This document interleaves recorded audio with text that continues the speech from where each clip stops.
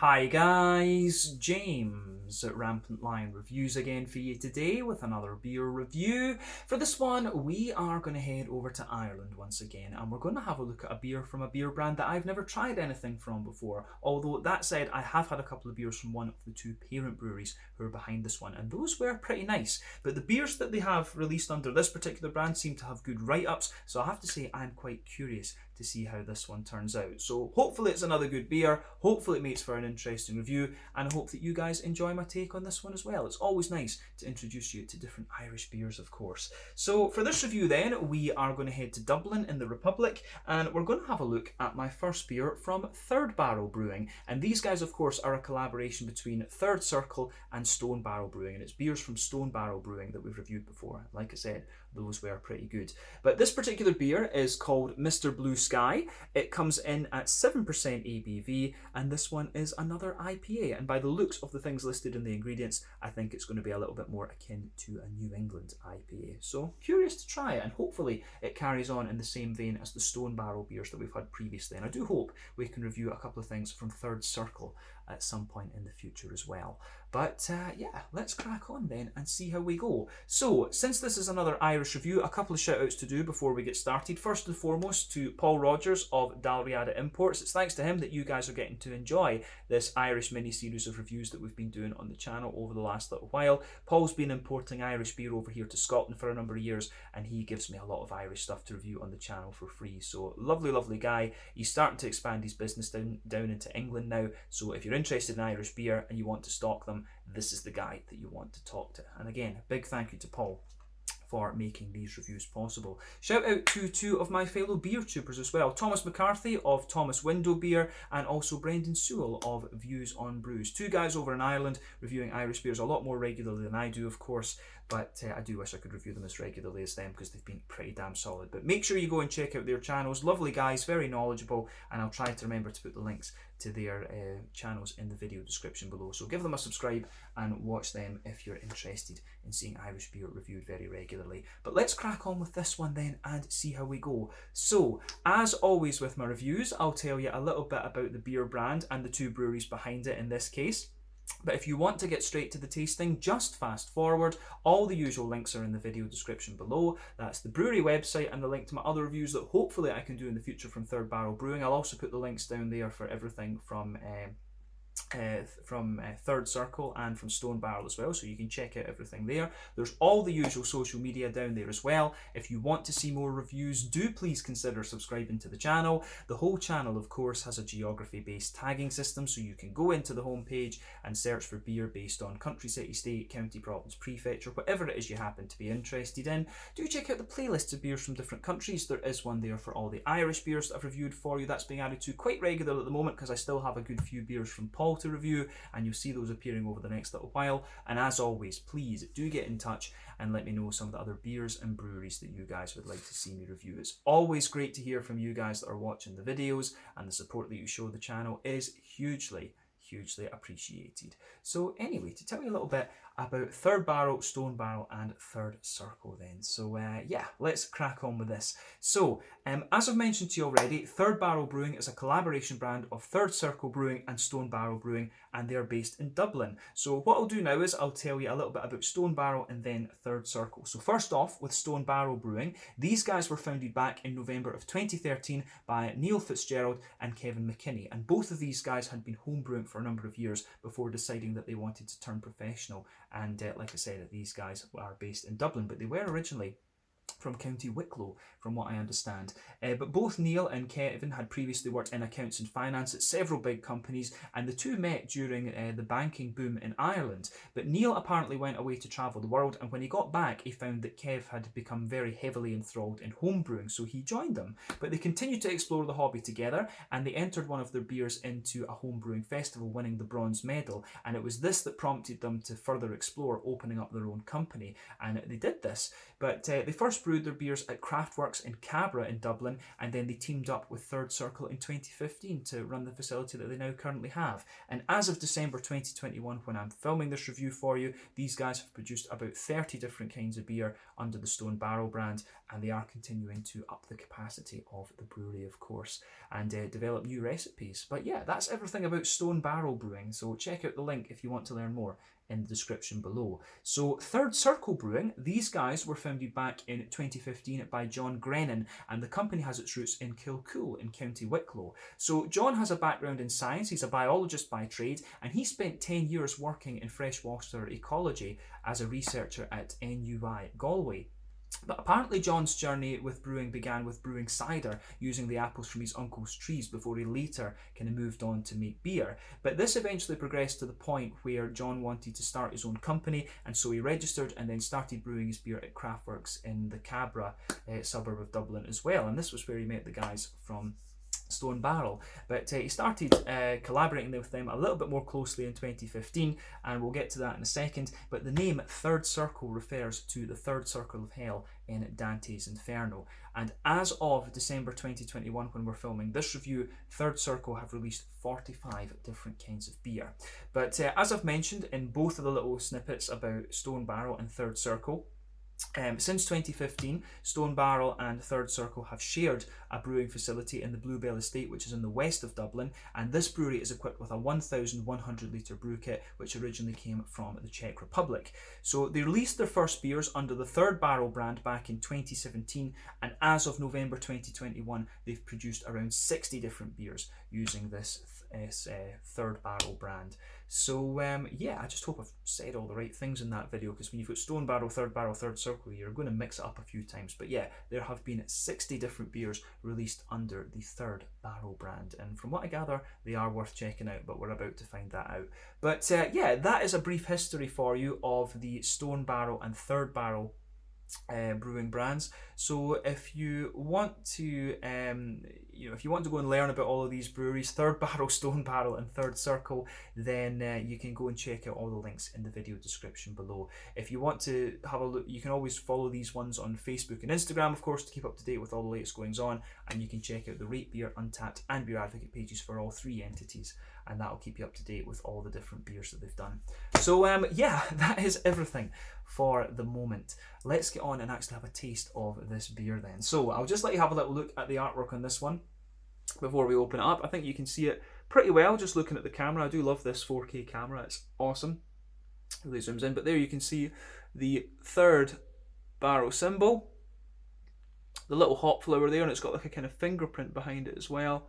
And yeah, don't think there's much else to really report about the appearance of this one. There you can see plain silver top on the can there. Unfortunately, I don't know how much this beer would cost actually, because Paul gave me them for free to review. But yeah, unfortunately, when it comes to Irish beer, I'm not really going to be able to give you the prices to compare with the rest of the world as I normally do. But yeah, this beer, as we said earlier, is a 7% IPA. It's got oats in the malt base and wheat, and I think that's going to make it more of a New England IPA, of course.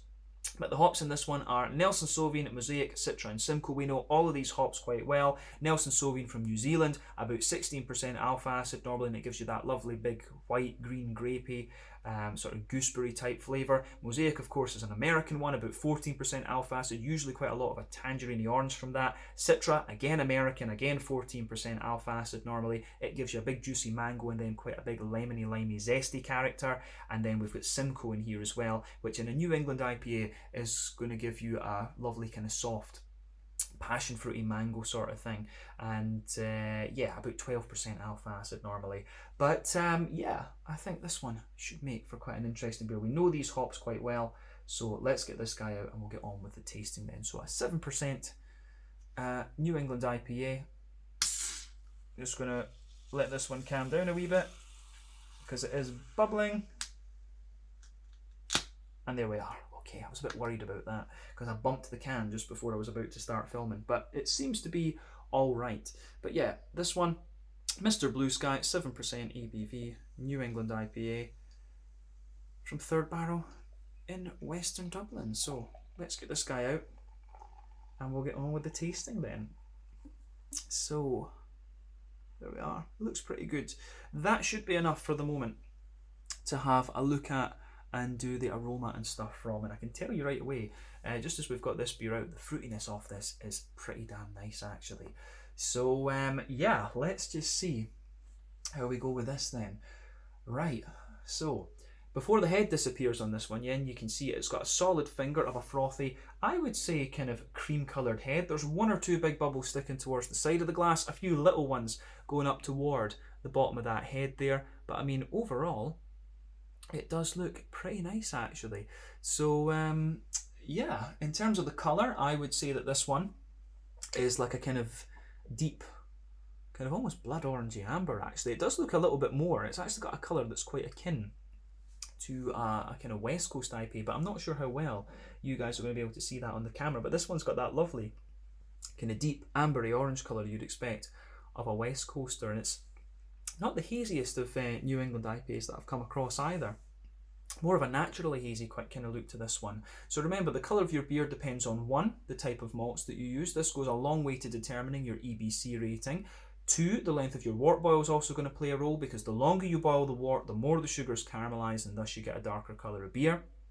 Any barrel aging that you do or any adjuncts that you put in can affect the colour of the beer too, but when it comes to New England IPAs, you normally don't have to care about those variables. Those particular variables are more applicable to the likes of, you know, big barrel aged sours and stuff like that. Now, the level of haze in this one, as I've said, it is a little bit more of a kind of natural haze to this one, but yeah, usually the level of haze depends on the yeast, the oat content and the wheat content. This can vary from beer to beer, brewery to brewery, and just, you know, whatever actually. So yeah, there's not really a real rule about that. But in terms of a 7%er, it's certainly not the soupiest and gloopiest of New Englands that I've come across, but we'll maybe see that when we put the rest of it in.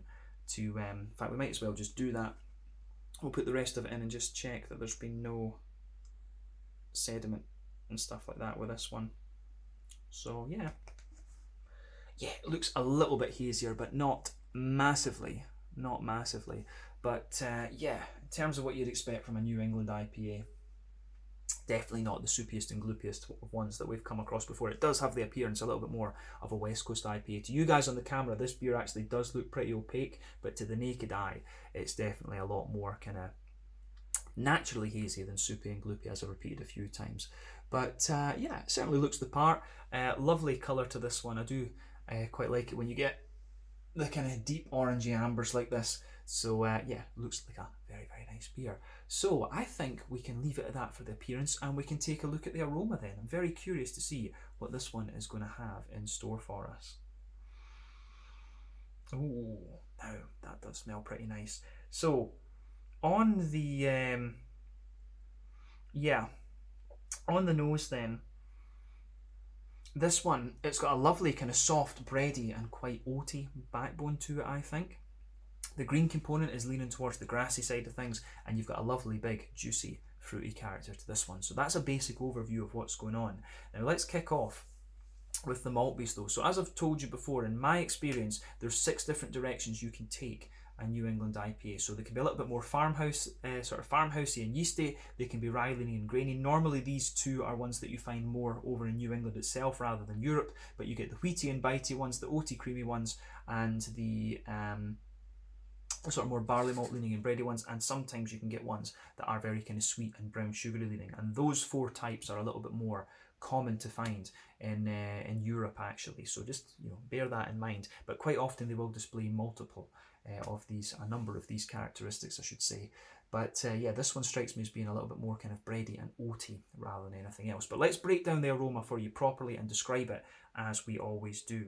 So on the backbone then, you can certainly smell a nice little bit of that kind of white bready character to it there, some pale malty notes coming out, a little bit of bread crust underneath, soft but fresh white bread.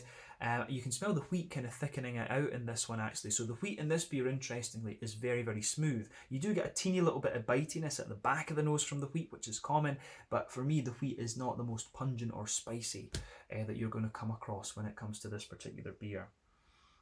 So yeah, it's quite a smooth wheaty character that comes out of this one. But for me, it's the barley malt and the oats. Yeah, the barley malt and the oats are what kind of stand out in this one. Now, as I've explained in previous videos as well, the oats are a good indicator with a New England IPA of telling you how old the beer is. So when a New England IPA is very, very fresh, the oats will come across as very, very creamy, and they can be a little bit sweet, but when the beer gets a little bit older, they smell a little bit kind of drier and powdery and even more sweet. And I think this one, I don't think is in its absolute prime when we're tasting it, so we need to remember that. But you can smell the kind of dryness of the oats in this one, but the sweetness you get out of the oats, I think, is very, very nice. Sitting on top of that, though, you do get a nice little bit of a kind of Werther's Original kind of, you do get a little bit of that Werther's Original butter candy type thing. So yeah, I think that is pretty interesting for sure. Yeah, so nice Werther's Original butter candy type element to this one sitting on top, but it's not overly sweet. I would hasten to add that it does lean more towards the kind of oaty sort of oaty side of things, I should say. But yeah, gets a thumbs up from me. I certainly like where this beer is going, to be honest with you. So yeah, that's the malty side of things covered. Actually, I think we've said everything we need to about that. So we can have a little look at the hoppy side of the beer then. So let's go for it. Green component first. Yeah. So for me, yeah, there is a little bit of an earthiness in there. That's going to be from the mosaic, of course. And remember, your New England IPAs rely more on late addition hopping and dry hopping. Late addition hopping gives you a little bit of bitterness. Dry hopping gives you completely flavour and aroma. Whereas the early addition hops that you often got in the old school West Coast IPAs, they were almost completely bittering, actually.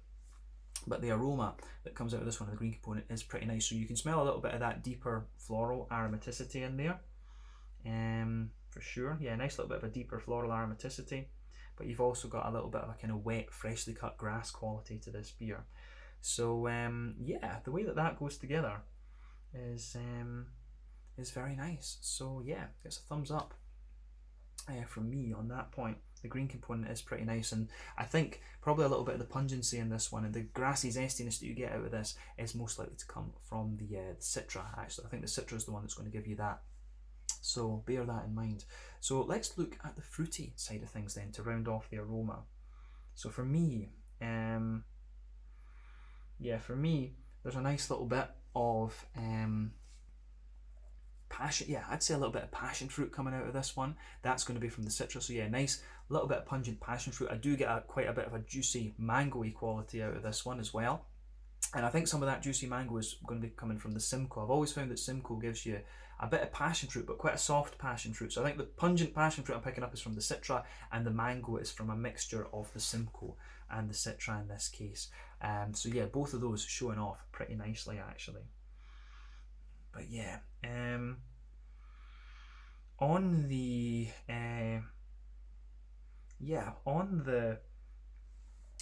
other side of things with the fruit, you can smell a bit of that nice oily gooseberry note from the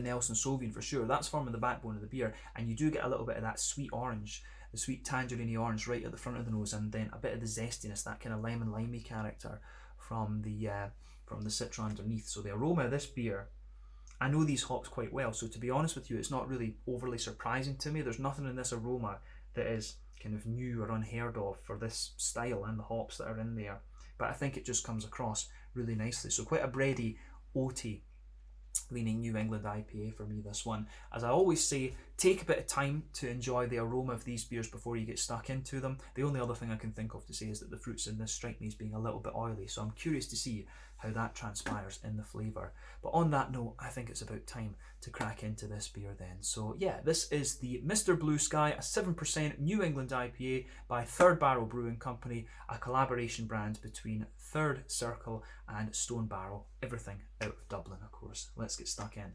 Slange, skull, cheers, and thank you to Paul once again. Here we go.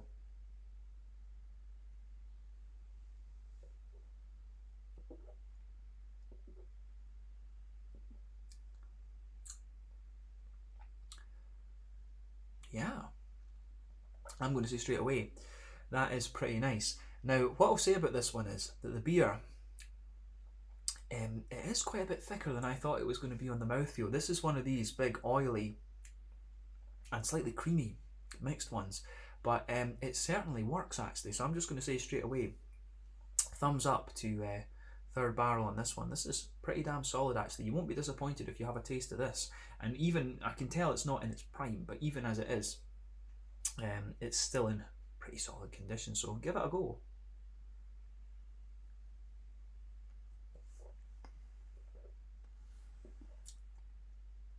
Yeah, that is nice. I do like these more oily leaning New England IPAs, and this is one that just kind of hits the spot when it comes to mouthfeel for me, so I think I'm going to enjoy this. But yeah, let's just break this down then, as we always do. So straight away across the middle of your palate, and we'll focus on the middle third of your palate first off. So you can feel there is a little touch of a kind of bread crusty backbone there, but I'd say that that kind of takes a back seat to other things. On top of that, you get that smooth, white bready character out of this one, that big kind of pale malty white bready character there. That sits on top of the little bit of bread crust. Then you can feel the wheat, and I would say that the wheat plays a lot more of a part in this beer than the aroma would have you believe. And it is a bit, you do get a bit more of the kind of bitiness at the back of the palate too, but we'll come to that in a minute. But yeah, as I say, little tiny smack around the bread crust, a kind of fairly dense white bready character from the pale malt. Then you can feel the thicker wheaty character just sitting on top of that actually. So yeah, I really like how that goes together in this one. The sort of bready backbone that this beer has, the white bready character is really quite nice. So yeah, that has my approval for sure. Let's look at the oats then, because the oats are playing a big role in this one too.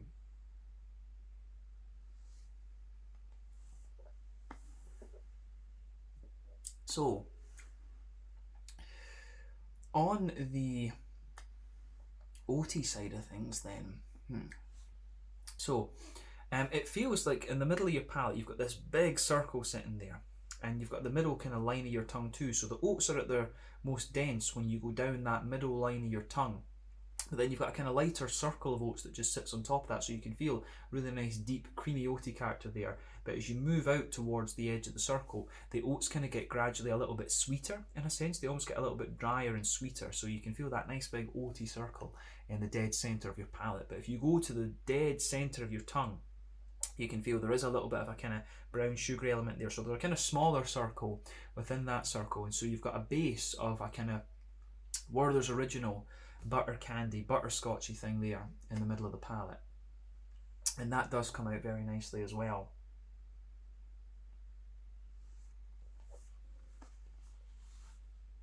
I wouldn't be surprised with this beer if there's I wouldn't be surprised if there's a bit of golden promise in here, but at the same time, I wouldn't be surprised if there is something like, you know, a bit of Cara Munich or a bit of Crystal or something like this that is a little bit more brown sugary orientated, and that would also go quite a distance to explaining the colour of this one, that deep orange amber colour that it's got. So yeah, something like that in this. This definitely has a slightly more brown sugary leaning malt in it for sure. But yeah, as I say, that little mini circle in the middle of your palate, you get that Werther's Original type thing in there. You get a wee bit of the more kind of concentrated, you get a bit of a more kind of concentrated, straight up sweet caramel in the dead centre of your palate too. And remember, the brown sugary flavours that you'll pick up in the centre of your palate are usually the boozy aspects of the beer. But as you go out from that dead centre of your palate, you'll feel there's that nice kind of McVitie's digestive biscuity sort of thing coming out of this one. So again, I really like how that goes together for sure.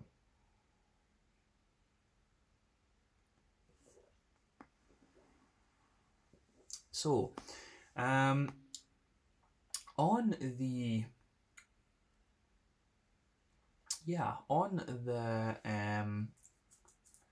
how would we say?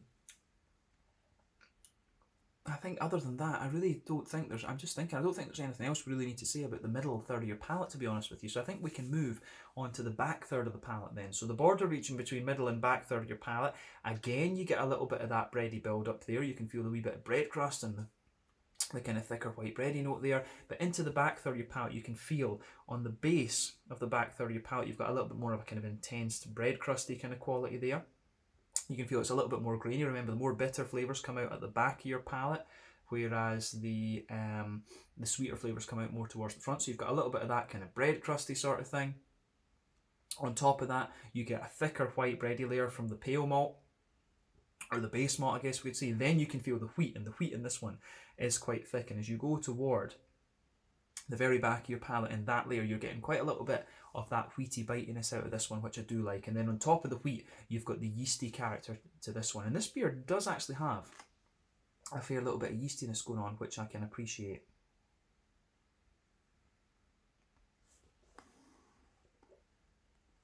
So, in terms of the yeasty side of the beer, then you can feel that on top of that wheaty layer, you get that slightly more dense, kind of doughy, bready sort of thing. It's got a little bit of it does have a little bit more of a kind of slightly peppery sort of thing to it. It does have a wee bit of a kind of grainy, peppery, spicy sort of thing in there. So yeah, more of an intense dough, kind of dough bready sort of thing. And then there's a wee bit of that kind of spicy, grainy sort of thing as well. So yeah, I think that covers the yeasty part of the beer for sure. But then if you're, as I always say, when you start at the back of your palate, you can feel the flavours a little bit taller, and then as you come further forward, it condenses down a wee bit. As you go into the middle third of your palate, the flavours are a little bit more squashed together. And then yeah, that covers the malty and yeasty side of the beer. So at the back corners of your palate, then you've got a little bit, yeah, you do have a nice little bit of earthiness there. As you move further forward, on the palate, you get a little bit of a herbal quality there. And I think the earthiness in this one is most likely to come from the mosaic, I'll say that. But then as you push towards the kind of front corners of the palate, you've got that nice deep floral aromaticity. And again, I like how that goes together in this beer. So yeah.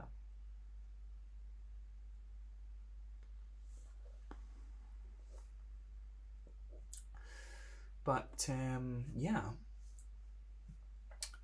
I think as you go, the floral aromaticity there actually does get a little bit dank the more that you drink of this, and again, I quite enjoy how that goes together. But round the front curve of the palate, the beer is a little bit lighter and more grassy. There's a wee touch of zestiness in there, and I think that's most likely to come from the citra. But yeah, green component in this one I do quite like actually. So yeah, we can leave the green component at that, I think. But yeah, the further you go into the aftertaste, it does get a little bit more dank. So front third of your palate then, border region between front third and middle third of your palate, again you get a nice little bit of bready build up there, a wee bit of a kind of bread crusty sort of thing. Then the base of that front third of your palate is a little bit more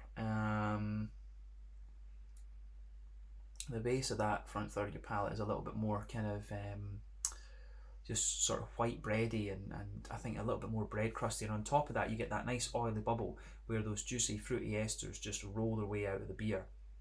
So yeah, that again works quite well for me. I do like how that goes together for sure. So let's examine the fruity side of things.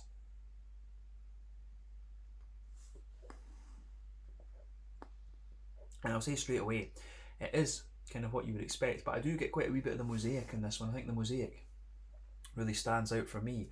But yeah, at the back of the front third of your palate, there's a wee bit of that kind of pungent passion fruity sort of thing. As you go further forward, you've got a more oily, you do get a more kind of oily and mellow passion fruit, which is more likely to be the Simcoe. I think the citra is the one that's going to give you the slightly bigger pungency. But then yeah, as you move further forward from that toward the middle of that front third of your palate, you've got a more kind of juicy mango type quality to this one. But yeah, as you move into the kind of front half of that front third of your palate, you can definitely feel that little bit of the Nelson Sauvin, the kind of gooseberry. You get the gooseberry kind of white green grapey sort of flavour underneath, and as you move towards the very kind of front tip of your palate, you have that kind of lemon. You've got that lemon limey sort of zestiness coming out of this one. Again, I really like how that goes together.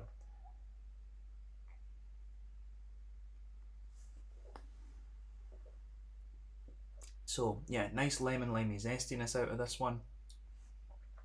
It has that that kind of takes a back seat to the orangey characters, that big oily tangerine orange from the mosaic though, and you can feel that just sitting on top of the kind of gooseberry notes from the Nelson Sauvignon. So all the hops in this beer are showing their heads quite nicely actually, and the fruity side of it is really big and oily, and it suits me down to the ground, this one. I really like the fruity part of this beer. But I think that describes the flavour of this one quite succinctly, to be honest with you. So I think we can leave it there. So let's round off this review with the mouthfeel then. So I'm going to say straight away, this beer is at the top end of mid-bodied. The carbonation is very smooth. It does have an element of creaminess to it, but it's also got quite a big slick oily character for me. So yeah, this one has ticked the mouthfeel box for me. I like what this one's doing.